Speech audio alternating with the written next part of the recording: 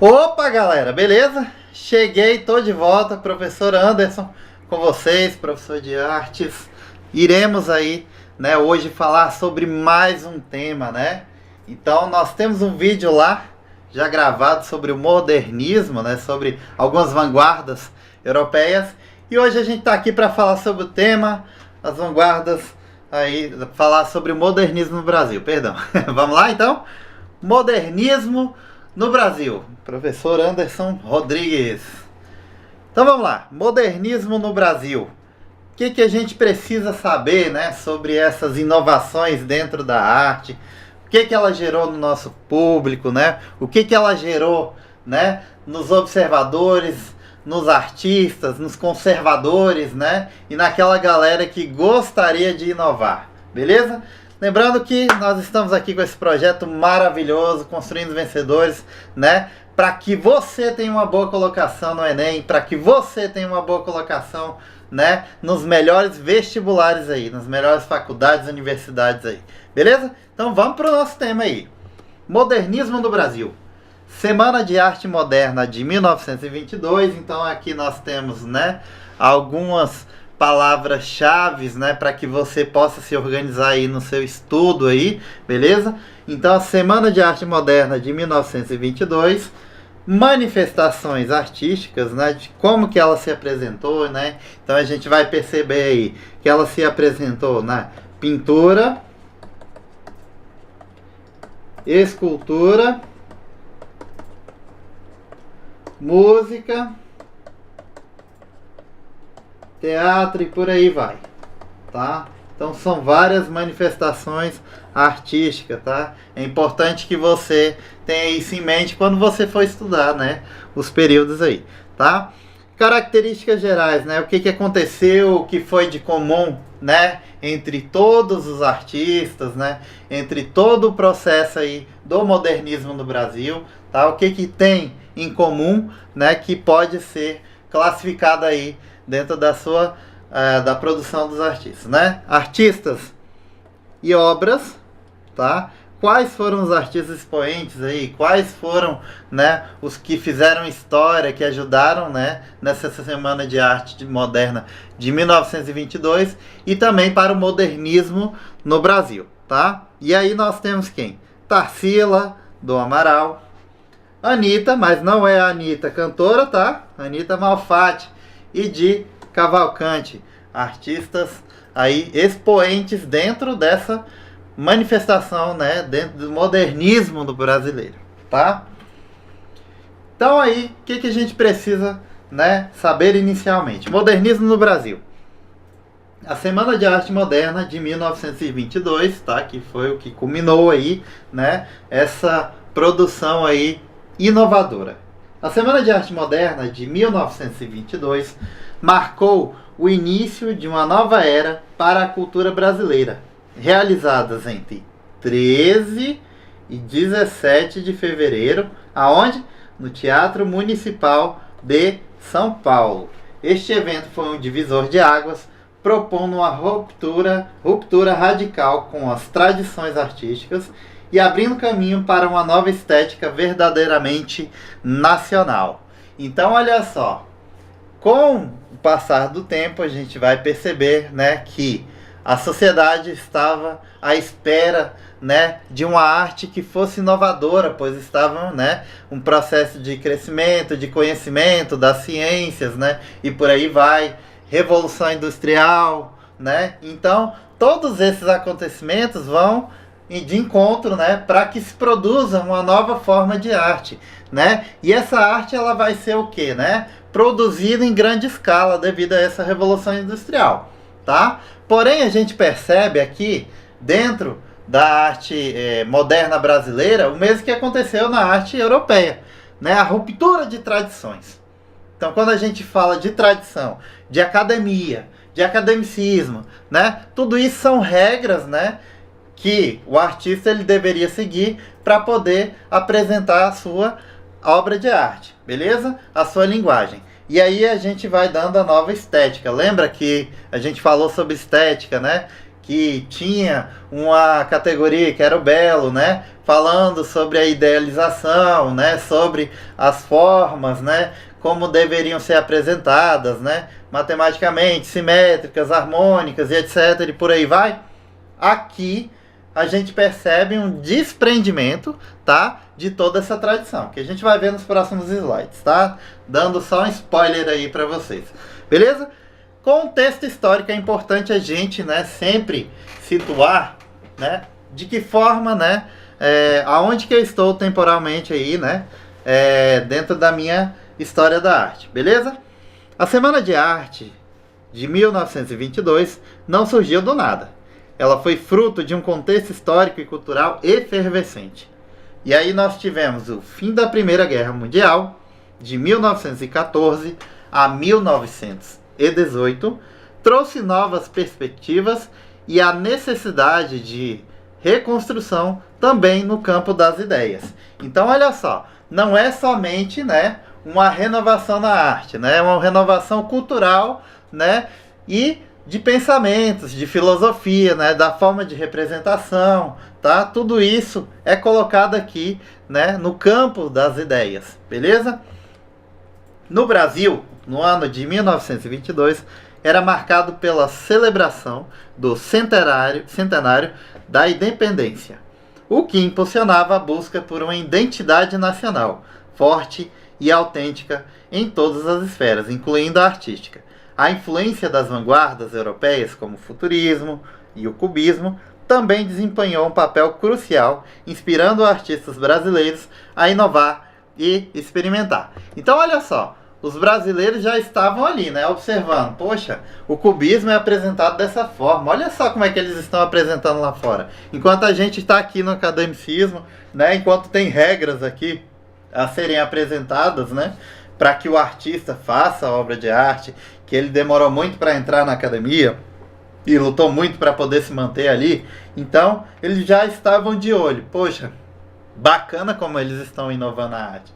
E a gente quer inovar também, né? E tendo essa percepção de que o brasileiro ele podia inovar também, ele quer mais, ele quer colocar as temáticas brasileiras, tá? Que a gente vai ver aí, a retratação, né, do povo brasileiro. E aí, não somente pessoas que têm uma importância social. Então, era representado mulatas, negros, prostitutas também, tá? A figura do indígena, beleza? Tudo isso dentro dessa renovação de arte aí. Então, vai começar a aparecer uma galera que estava nos bastidores e vai passar a ser protagonista aí dentro das produções, tá? Tanto nas festividades, né, que a gente vai poder perceber lá de Tarsila do Amaral também, beleza?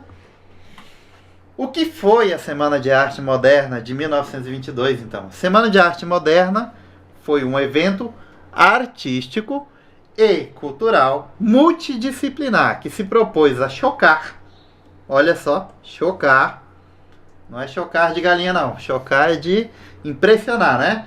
Renovar o cenário cultural brasileiro.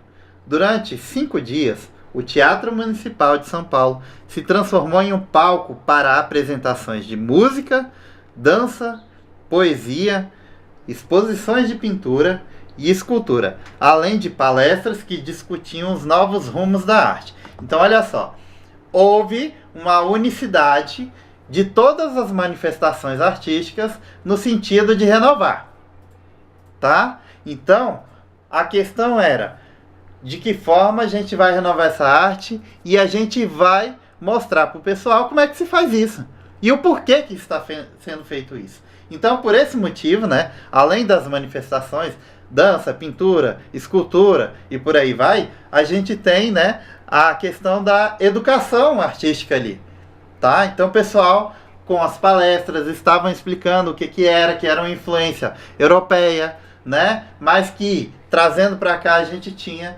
essa revelação, né, de uma estética abrasileirada, nacionalizada. Beleza? Vamos nessa.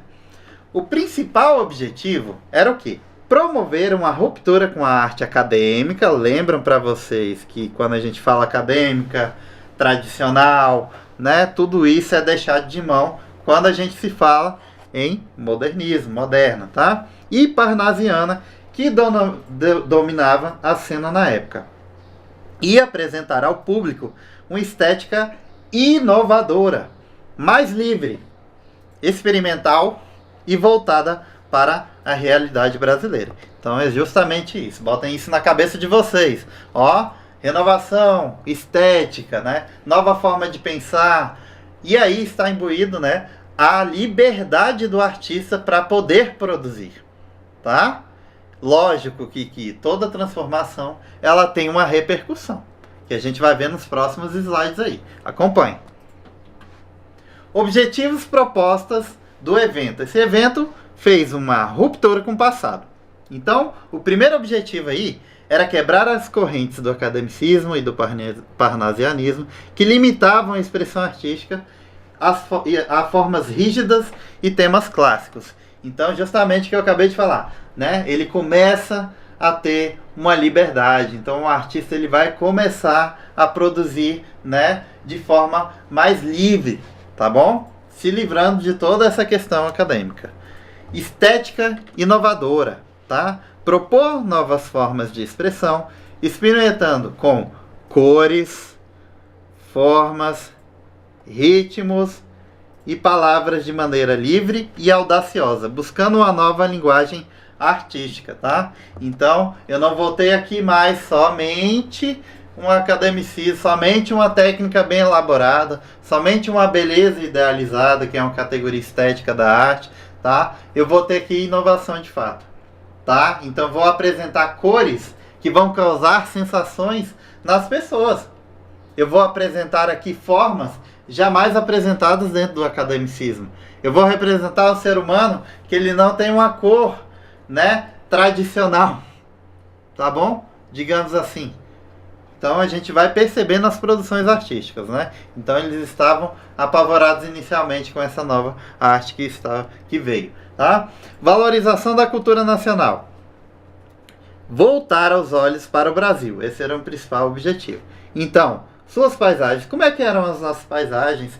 Seu povo. Como é que era seu povo? Quem é que estava sendo representado ali? Seu cotidiano e sua rica diversidade cultural como fonte de inspiração para a arte, tá? Então é aquilo que eu falei para vocês. Não vou representar só a aristocracia, né?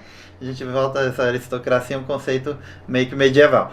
Então, assim, dentro da modernidade, eu vou representar pessoas que também têm pouca importância social, entre aspas, tá? Eu vou representar o trabalhador, eu vou para dentro da lavoura do café representar esse artista, eu vou para dentro do bananal para poder representar o trabalhador. Eu vou denunciar, tá? A questão da Revolução Industrial, o trabalho, a escravidão, tá? Então percebam isso, tá? Olha a importância, a função social da arte aí, no sentido de denunciar, de criticar, tá? Então a arte aqui ela não é só para ser apreciada, para ser bonitinha. Ai meu Deus, vou botar minha mãozinha aqui para trás, olha que obra de arte bonita, não sei o que. Não, agora ele quer, ó, vamos olhar, vamos criticar, vamos ver o que está de errado aí. E vamos ver o que está certo também. E o que a gente precisa. O que torna a minha arte brasileira. Beleza? Fusão cultural. Promover a fusão entre influências das vanguardas europeias. Tem um vídeo lá falando sobre isso, tá, galera? Confiram lá, se tiver alguma dúvida, bota nos comentários que a gente tira aí. Então, perceber as influências que essas vanguardas europeias, quais são elas? Cubismo, surrealismo, futurismo, todos os ismos aí, né? E os elementos genuinamente brasileiros, criando uma arte com identidade própria e universal. Então é válido, pessoal, né, os brasileiros terem essa influência, porém querer fazer uma representação tipicamente brasileira. Super válido isso, entendeu? Essa renovação da arte através das inspirações, né? Quais são as palavras que nunca foram ditas, né? É uma música, né? Beleza? Lembra? Né? Legião Urbana, por aí vai. Então, qual a arte que nunca foi feita? Qual a arte que nunca pode ser renovada? Tá? Aqui a gente tem esse exemplo clássico, né, dessa inovação dentro da arte. Beleza? Show de bola! Principais artistas, professor, fala aí pra mim. Falo agora, nesse momento de alegria. Mário de Andrade, liderança literária e intelectual do movimento, tá? O cabeça aí. Oswald de Andrade, escritor e polemicista, um dos pilares do modernismo. De Cavalcante, artista plástico e um dos principais organizadores do evento. Então ele estava ali, né, fazendo a curadoria, né? Curadoria é a própria organização em si, a temática, como que ela vai ser apresentada essa exposição, como é que vai ser esse evento, né? A vernissagem, vai ter um lanchinho aí também, né? Vamos lá, como é que vai ser organizado isso? Como é que vai ser ambientado? Anita Malfatti, pintora que desafiou o academicismo com suas cores e formas, tá? Percebam, essa daqui é de rocha, tá? Essa artista. Ela causou, né? Como a gente ouve essa expressão aí atualmente, beleza? Além deles, Vitor Brecheret, que é um escultor, Heitor Villa-Lobos, um compositor, e Graça Aranha, escritor e diplomata. Foram figuras centrais que contribuíram para a diversidade e o impacto da semana, tá? Todos esses artistas aqui foram expoentes no sentido de organizar e fazer com que isso acontecesse. E mostrar para o brasileiro que, poxa, a gente pode inovar. Agora temos uma nova forma de representar, de fazer arte. Beleza? Características do movimento modernista. Fala aí para nós. Falo agora. Quebra de paradigmas, ausência de formalismo e ruptura com as tradições estéticas acadêmicas, buscando a liberdade criativa em todas as suas formas.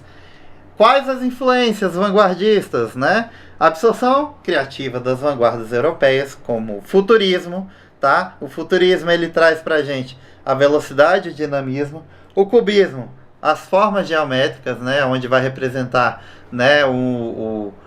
Vários ângulos, né? Por exemplo, de uma pessoa em uma determinada superfície. Então consigo bater o olho ali e ver vários ângulos de uma mesma pessoa, digamos assim, tá? Dadaísmo, o absurdo, né? O questionamento da arte, quem é que faz arte, quem é que produz a arte, quem é que manda na arte, quem consome arte, todas essas questões foram levantadas aí. Surrealismo, vai estudar o subconsciente, tá? Os estudos de Freud se concretizam nesse sentido aí, tá? E influenciam a arte. E o expressionismo, né? Que é a questão das emoções aí, né? Mas e quais emoções? As bonitinhas, as florzinhas, não. São emoções, né, de angústia, de tristeza, tá? Tudo isso faz parte dessa vanguarda aí europeia. Tudo isso aqui que a gente está falando é em relação à europeia, que são as influências para a nossa Semana de Arte Moderna e o tipo de modernismo brasileiro, tá? Outra coisa. Experimentação estética, forte inclinação para a experimentação de novas técnicas, materiais e linguagens, promovendo a liberdade de expressão artística. Lembra que eu falei para vocês que agora o artista ele vai ter uma liberdade maior, né, na produção? Assim como foi no modernismo europeu, aqui também vai ter essa característica. Beleza? O que difere então, professor? A identidade nacional, tá? A utilização da linguagem coloquial, resgate do folclore e das raízes brasileiras, uso de temas nacionalistas para criar uma arte genuína e representativa do Brasil. É aquilo que eu bato o olho e eu falo, cara, isso aqui só tem no Brasil, tá? Então, cultura popular, né, por aí, a gente vai olhando e vai, poxa, identifica, isso aqui é brasileiro, isso daqui, né, é de grande conhecimento da grande massa. Beleza? Show de bola? Principais obras e manifestações dentro do nosso modernismo no Brasil. Durante a semana, o público teve contato com uma série de obras revolucionárias, tá? Então, as pinturas de Anita Malfatti, com suas cores vibrantes e formas distorcidas, chocaram os mais conservadores. As esculturas de Vitor Brecheret trouxeram uma nova perspectiva para a tridimensionalidade. Aí eu faço um pouquinho de pausa aqui, tá, galera? Para falar o quê? Né? Essas obras revolucionárias, por exemplo, Anita Malfatti, o uso arbitrário ali da cor, né? Digamos assim. Então eu não tenho uma representação bonitinha ali da pele, eu vou trazer um amarelo chapado ali, uma cor bem vibrante, e a forma do corpo humano, ela não está representada e idealizada. Poxa, o que aconteceu com todo o academicismo que a gente tinha dentro da nossa obra de arte? Então, é uma nova forma, tá, de representar o corpo humano, tá, e as cores, o uso das cores, dentro da obra de Anita Malfatti. Foi bem aceita? Foi bem quista? Não foi. Porque toda mudança, ela gera isso, né? Ela gera algo, né, que as pessoas não têm conhecimento científico ainda, né? Então, gerou-se aquele burburinho, aquele alvoroço, aquela revolta. Até mesmo revolta, né, por parte das pessoas. Aí o professor fala também de Vitor Brecheret. Vitor Brecheret fazia esculturas. E aí ele representa a forma do corpo humano totalmente simplificada. Então não tem ali aquela escultura clássica, né, que tinha a exaltação do corpo, que tinha lá no grego, né? As pessoas não eram tão representadas na categoria estética do belo, a escultura dele. Tá bom? Então, tudo isso chocou e muito, né, a questão artística, o rumo artístico aí dentro da obra de arte aí, dentro da manifestação da arte brasileira. Ponto. Beleza? Voltando. Concertos de Heitor Villa-Lobos apresentaram uma fusão de ritmos brasileiros com a música erudita, enquanto recitais de poesia introduziram a linguagem coloquial e temas do cotidiano, marcando a ruptura com a formalidade, tá? Então, romper com tradições, com academicismo, era o principal objetivo. Eles utilizaram o máximo, né, de manifestações artísticas. Então, foi pintura, escultura, música, teatro, poesia, tá? Literatura. Tudo isso para poder moldar, né, ali, trazer uma proposta diferente para a arte brasileira. Contribuições, né, na verdade. Então vamos lá. Recepção e polêmicas, tá? Eles foram polêmicos nesse sentido, trazendo isso tudo, né? Chocou a sociedade. Então, temos aqui que a Semana de Arte Moderna, como esperado, não foi recebida sem resistência. O evento chocou grande parte do público e da crítica, acostumados com a arte acadêmica e tradicional. Então eles estavam acostumados ali, estavam numa zona de conforto, né? E você, como é que você se coloca, né, na observação da arte, no estudo da arte? Você está na zona de conforto? Está observando? Está analisando? Está questionando? Por que era assim? É isso, né, que era proposto. Então vamos lá. Houve muitas vaias e reações hostis durante as apresentações e palestras. A imprensa da época foi o palco de discussões acaloradas, com muitos artigos criticando veementemente a nova estética.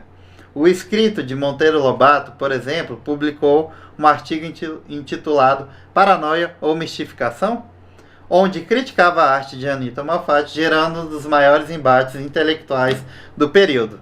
E aí ele fala, né, Monteiro Lobato, que representação é essa? Uma mulher com cabelo esverdeado? Olha esse tom agressivo usado nas telas. Então ele criticou. Então, se a gente falar de uma personalidade que criticou, né, o modernismo ali inicialmente, foi quem? Monteiro Lobato, tá? Pega a dica, pega a visão, pega a visão. Então vamos lá. Desdobramentos e legado. Legado duradouro, né? Influências em todas as artes brasileiras. Então a gente tem aí uma renovação cultural em todos os âmbitos aí da nossa produção artística brasileira. Valorização identitária, incentivo à cultura e identidade nacional. Então a gente vai começar a valorizar tudo que é produzido aqui. Beleza, a gente foi lá beber das fontes europeias, né? E aí a gente volta para cá, para quê? Para poder dar uma cara para nossa produção artística, beleza? Movimento antropofágico. Galera, isso aqui não cai não. Já sabe, né? Volta aqui. Isso aqui não cai não. Já sabe, né? Despenca. Despenca, tá, em vestibulares. O que é isso aqui, professor? Movimento antropofágico. Criação de novos movimentos e manifestações. Mas através do quê? O que é o movimento antropofágico? É esse momento em que os artistas brasileiros fazem um estudo sobre a arte europeia, sobre as vanguardas europeias, porém, eles voltam e aí apresentam uma temática brasileira. Mais pra frente a gente vai ver, vou só dar esse spoiler aqui, mais pra frente a gente vai ver em suma, desmembrando mais sobre o movimento antropofágico, tá? E aí nós temos a inauguração do modernismo. Aí, poxa, entramos aqui. Caraca, conseguimos, enfrentamos críticas, demos a cara a tapa e conseguimos. Ponto de partida oficial do movimento, tá? Apesar das controvérsias iniciais, a semana de 1922 inaugurou efetivamente o modernismo no Brasil, transformando o cenário cultural e influenciando as artes visuais, literatura, música, arquitetura. Por décadas, ela incentivou a valorização da identidade nacional e abriu caminho para movimentos como o antropofágico, consolidando a busca por uma arte genuinamente brasileira. Então esse era o principal objetivo aí, tá bom? Semana de Arte Moderna 22 foi um evento de proporções monumentais que redefiniu a cultura brasileira. E não apenas consolidou o modernismo, mas também renovou as artes no país, impulsionando a experimentação e a busca por uma identidade artística autêntica.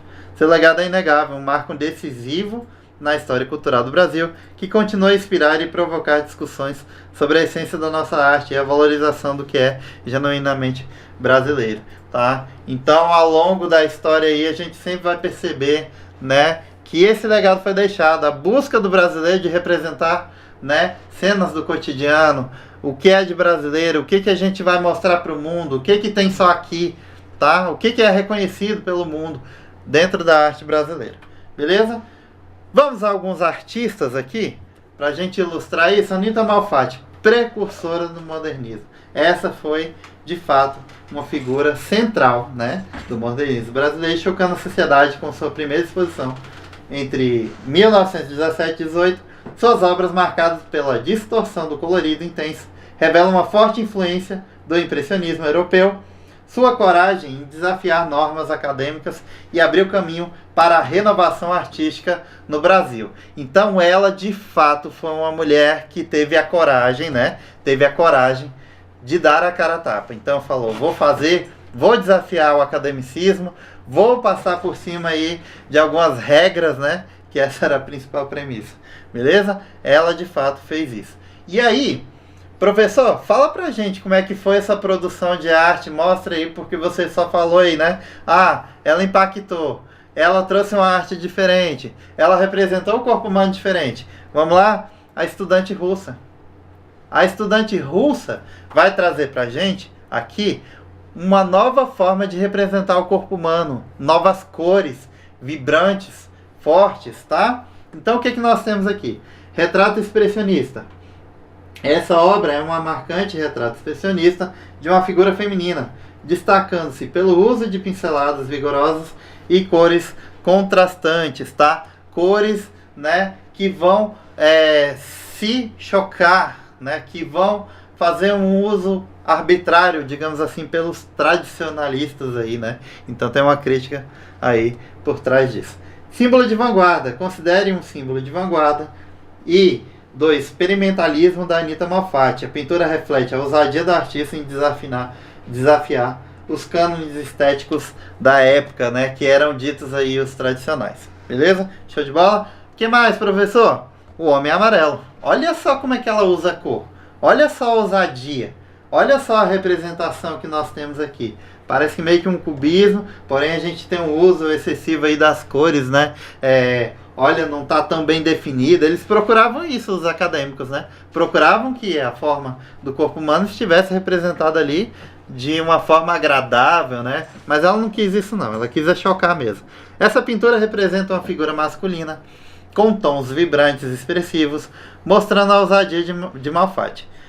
Com forma simplificada e distorcida, a obra exibe influências cubistas e expressionistas, rompendo com o realismo tradicional. O foco principal está na emoção e na expressão subjetiva, e não na representação fiel da realidade, que era buscada aí pelos artistas tradicionais. Olha só o quanto de coisa que a gente tem em uma apenas produção artística. A gente está falando sobre influências cubistas, tá? Que são essas linhas aí, né, sinuosas, anguladas aí, tá? Ao mesmo tempo, eu tenho uma figura do ser humano ali distorcida, que lembra muito bem o expressionismo, E a dramatização através do uso dessas cores. Olha o olhar, ele transmite uma expressão. Percebam, tá? Então a gente pode colocar aí o expressionismo também, rompendo com tudo aquilo que era tradicional. Esse era o objetivo, tá?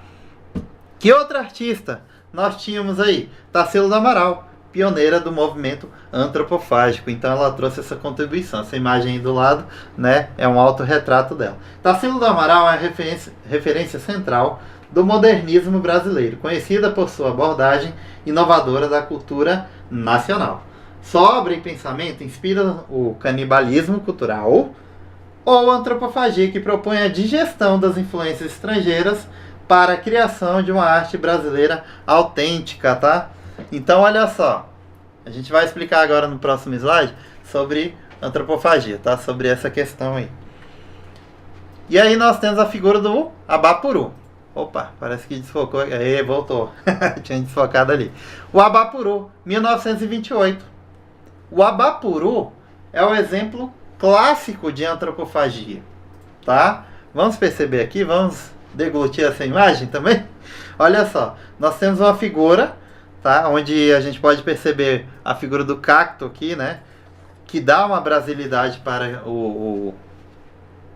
a nossa produção, a produção artística, né? Apresentado o sol, né? Que é aparentemente uma questão do sertão brasileiro, tá? Vamos apagar aqui.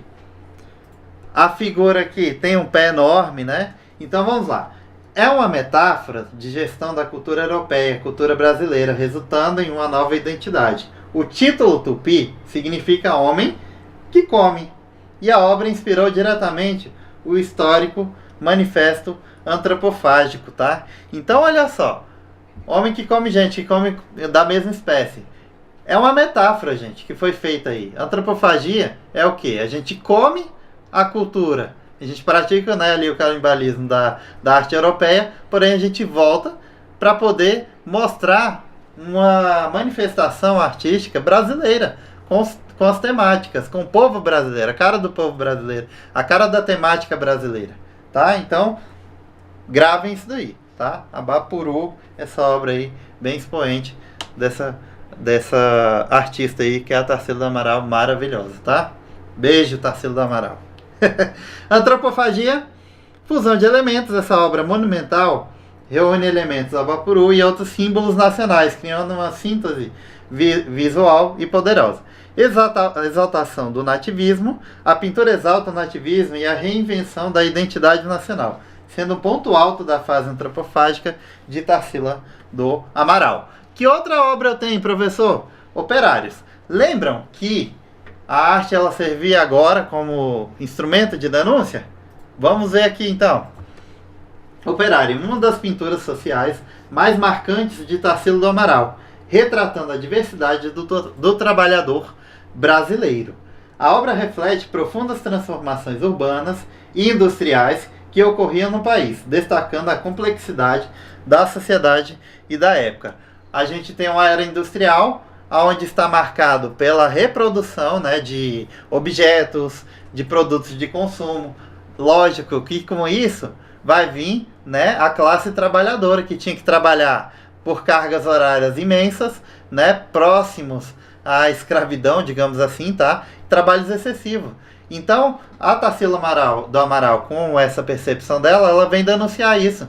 Então, ela apresenta uma obra de operários aqui. A gente tem a figura do ser humano aqui, a classe trabalhadora. Olha só, não tem corpo perfeitinho, não tem rostinho bonitinho, né? Não tem rostinho que seja totalmente feito também, né? Se a gente for falar da estética da beleza aí. Mas a gente tem uma diversidade, tá? Então tem negros, mulatas, tem brancos, tá tudo misturado aqui. É uma classe trabalhadora, tá? E ela vem denunciar justamente essa opressão aí devido às fábricas, né, às indústrias. Porque o modernismo ele é marcado pelas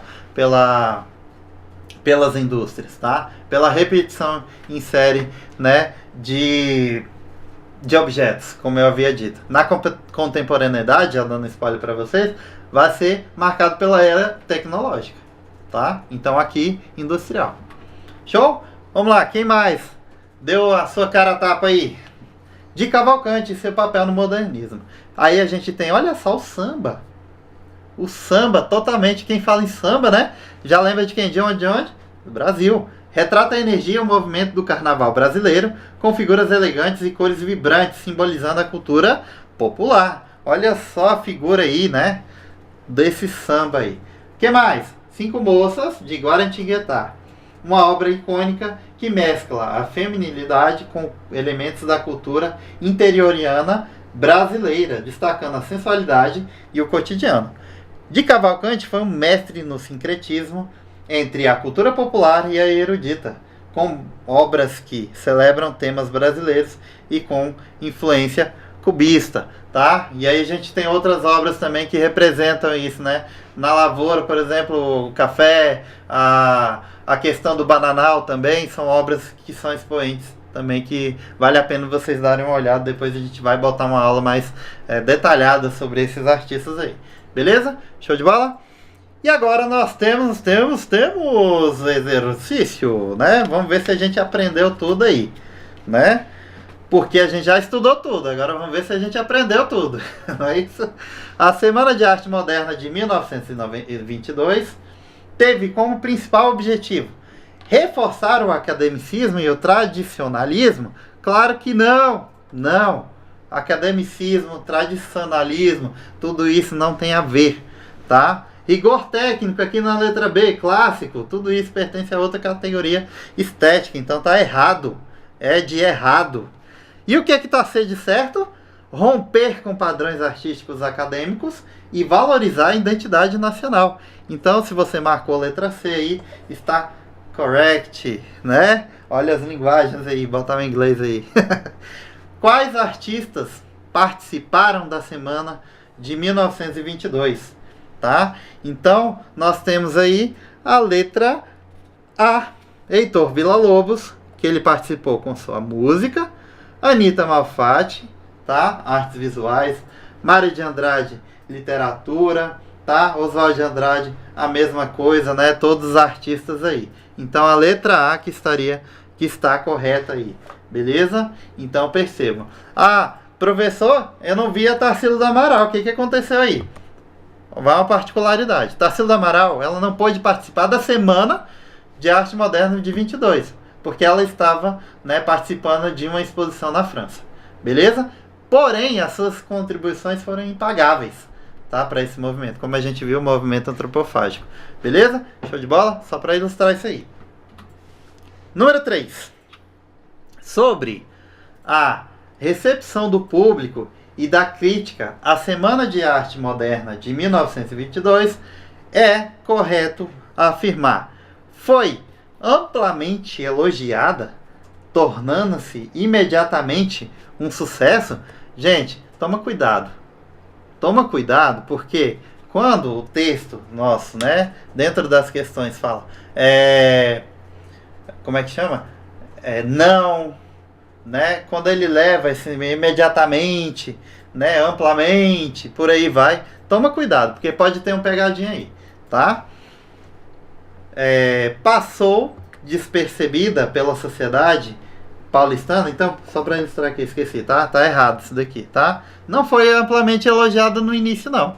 Lógico que ela trouxe contribuições, mas no início aí teve uma grande resistência por se tornar uma coisa, né, nova. Era algo novo a ser apresentado pelos artistas aí. Então o pessoal não estava acostumado, tá? Passou despercebida pela sociedade paulistana? Também não, né? Passar despercebida, apesar de não ter tido, né, a aceitação, mas despercebida foi uma coisa que não passou mesmo, tá? Gerou polêmica, sendo ridicularizado por muitos setores conservadores. Então essa daqui está correta, né? Porque de fato, né, foi uma polêmica que foi ridicularizada, sobretudo por quem? Monteiro Lobato, tá? Vamos lembrar disso aí. Por causa dos setores conservadores, eles estavam acostumados a um outro tipo de arte, né? E aí chega essa galera apresentando essas cores, essas formas aí, né? Poxa, o que aconteceu, tá? Então, letra C, gerou polêmica, sendo ridicularizado por muitos conservadores. Teve repercussão apenas no Rio de Janeiro? Também não. Foi exclusivamente musical, sem impacto na literatura? Também não. Logo que, né, a gente teve ali várias manifestações. Artes visuais, música, cênicas, dança, teatro, literatura, tá? Tudo isso foi presente, então não foi exclusivamente. Olha outra palavra que tem que tomar cuidado nas questões. Exclusivamente, principalmente, tá? Tomem cuidado com essas essas palavrinhas aí dentro das questões. Beleza? Número 4. Um dos conceitos que surgiu em consequência da semana foi o movimento antropofágico. Que significa... Lembram dessa aqui, galera? Eu falei aqui sobre o movimento antropofágico, né? Adotar exclusivamente padrões estéticos indígenas. Olha, exclusivamente aqui. Tá errado, galera. Não foi exclusivamente. Letra B. Importar estilos europeus para o Brasil sem adaptações? Lógico que não, porque senão não seria uma arte inovadora aqui para o Brasil. Cadê a temática brasileira apresentada? Então, tá errado. Devorar influências estrangeiras e transformá-las em algo brasileiro? Tá correto. É justamente isso, tá? Defender o retorno do romantismo? Não, a gente nem chegou a falar sobre isso aqui.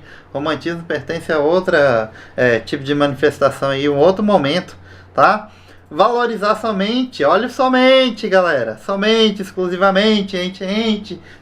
Toma cuidado com isso, provavelmente vai estar errado, tá? Então, letra correta aí para a nossa antropofágico, devorar influências estrangeiras e transformá-las em algo brasileiro. Show de bola? 5. A Semana de Arte Moderna ocorreu no Rio de Janeiro? Não, não foi no Rio de Janeiro, né? Em São Paulo, em 1922, de 13 a 17, no Teatro Municipal, eu complementando aqui, né? É a letra B, tá correto, tá? Em Salvador, não. Em Recife, não. Em Belo Horizonte, também não. Beleza? Então é isso, galera. Mais uma vez chegamos ao fim da nossa aula. Com muito louvor, graças a Deus a gente conseguiu, né, passar um pouquinho aí para vocês do que foi a Semana de Arte Moderna de 1922, as ideias principais, né, de como que ela se apresentou aí, beleza? Não esqueçam, ficou com dúvida, volta o vídeo, bota nos comentários para que a gente poder tirar essa dúvida. Galera, muito obrigado, até a próxima, pessoal, valeu!